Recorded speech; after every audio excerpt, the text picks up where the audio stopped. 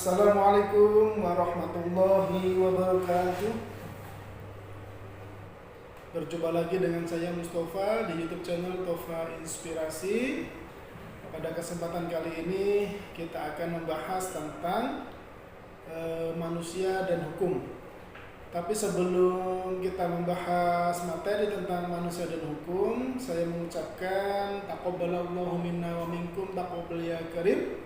Minal aidin wal faizin. Mohon maaf lahir dan batin. Selamat Hari Raya Idul Fitri 1 Syawal 1444 Hijriah. Ibius. Ya.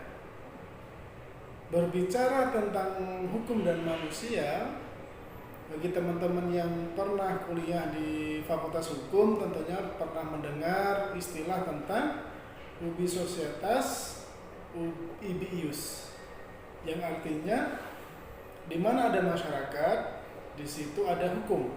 Nah, kenapa manusia harus berhukum? Kenapa hukum diperuntukkan bagi manusia? Nah, itu pertanyaan mendasar ketika kita membahas tentang hubungan hukum dan manusia.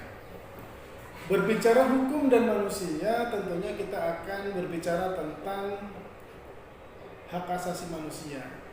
Karena ketika manusia berhukum, maka sesungguhnya hukum ingin melindungi hak asasi manusia.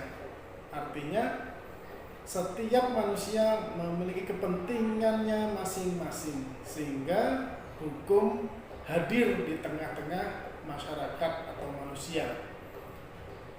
Tanpa kehadiran suatu hukum tentu akan berakibat yang fatal. Tentu terjadi kekacauan. Salah satu contoh, ketika seseorang tidak memahami bahwa mematuhi lampu lalu lintas itu adalah kita sedang berhukum. Ketika lampu merah ada yang nerobos, lalu terjadi kecelakaan atau terjadi kemacetan, maka disitulah ketika manusia tidak menaati hukum, maka akan terjadi kekacauan. Itu sederhananya memahami tentang hukum dan manusia. Perlu dipahami bersama bahwa ada yang berpendapat adanya hukum itu ketika ada satu orang lebih, artinya minimal 2 orang, sehingga harus ada hukum. Tetapi bagi saya pribadi tidak begitu sepakat dengan pendapat tersebut, karena hukum itu bisa berlaku bagi seorang individu, karena hukum tidak hanya mengatur hubungan antara manusia yang satu dengan manusia yang lain, tetapi hukum juga mengatur pribadi dari kita sendiri. Contoh, ketika kita seorang diri di pulau terpencil, seakan-akan itu tidak ada hukum bagi kita karena tidak ada orang selain kita. Tetapi sebenarnya hukum juga berlaku bagi kita. Apa hukum itu? Hukum alam. Artinya apa yang kita makan, apa yang kita minum itu harus yang terbaik bagi tubuh kita. Jangan sampai apa yang kita makan dan apa yang kita minum memberikan kemadharatan atau bahaya dalam tubuh kita. Ketika kita berpandangan bahwa hukum ada ketika ada 2 orang lebih, maka itu bisa menegasikan hukum bagi seorang pribadi. Namun demikian, saya juga sepakat ketika disampaikan bahwa hukum akan berbicara ketika ada minimal 2 orang. Karena apa? Karena kepentingan satu manusia dengan manusia yang lain tentu harus dilindungi oleh hukum. Tanpa adanya hukum, maka kedua manusia ini yang sedang ada di pulau akan berselisih, akan memperebutkan sesuatu yang diinginkannya, sehingga ketika hukum hadir di tengah-tengahnya, maka di sana ada kesepakatan mana yang boleh dilakukan, mana yang boleh tidak dilakukan. Nah, itulah secara sederhananya hukum dan manusia. Jadi sebenarnya hukum itu untuk manusia, bukan manusia untuk hukum. Sehingga kehadiran hukum harus memberikan kepastian, keadilan, dan kemanfaatan bagi manusia.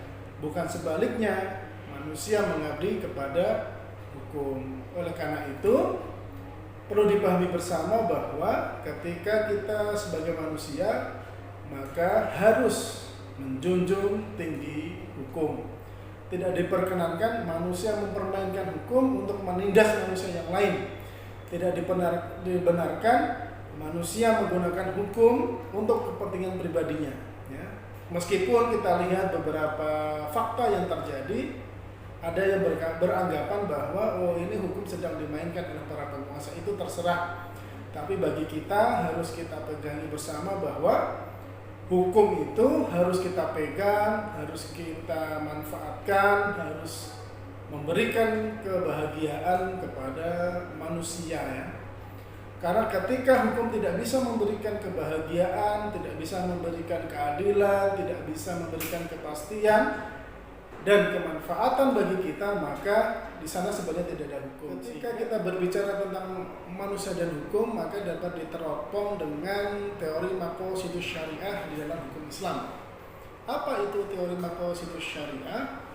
Secara sederhana, maqasidus syariah itu diartikan sebagai tujuan diberlakukannya hukum. Jadi, hukum itu bertujuan untuk satu, hifdzuddin, melindungi agama. Lalu hifdzun nafas, melindungi jiwa. Lalu ada hifdzul akal, untuk melindungi akal. Lalu ada hifdzun nasl, untuk melindungi keturunan. Lalu ada hifdzul mal, untuk melindungi harta. Oleh karena itu, syariat Islam atau hukum Islam diberlakukan untuk melindungi 5 hal tersebut yang dimiliki oleh manusia. Sehingga sangat erat sekali hubungannya antara diberlakukannya hukum secara nasional maupun pemberlakuan hukum syariat Islam kepada umat Islam. Itulah ketika kita berbicara tentang manusia dan hukum. Kita bisa melihat beberapa di daerah tertentu memiliki hukum adat, yaitu dibenarkan karena tadi yang saya sampaikan di awal, ubi societas ibi ius, di mana ada masyarakat, di situ ada hukum. Oleh karena itu, untuk menjaga kepentingan individu, untuk menjaga kepentingan kelompok, maka dibutuhkan hukum untuk menjaganya. Sehingga ada istilah hukum sebagai panglima. Kalau kita menempatkan hukum sebagai panglima, maka hukum ini berdiri di atas kepentingan semua pihak, bukan berdiri di atas kepentingan pribadi. Kepentingan semua pihak itu bisa keadilan, bisa berbentuk keadilan yang disepakati bersama, bisa memberikan kemanfaatan yang disepakati bersama di dalam kelompok tertentu. Dan itu bisa kita lihat di dalam hukum adat yang hidup di dalam masyarakat. Mungkin itu yang bisa saya sampaikan, semoga bermanfaat. Manusia tidak akan pernah terhindar atau tidak akan pernah terpisahkan. Manusia tidak akan pernah terpisahkan dengan hukum. Sebaliknya, hukum pun tidak akan pernah terpisahkan di dalam kehidupan manusia. Karena hukum merupakan sunatullah, hukum merupakan sebab akibat ketika ada manusia maka di situ ada hukum. Terima kasih, sampai jumpa di lain waktu. Apabila ada kekurangan saya mohon maaf yang sebesar-besarnya. Wassalamualaikum warahmatullahi wabarakatuh.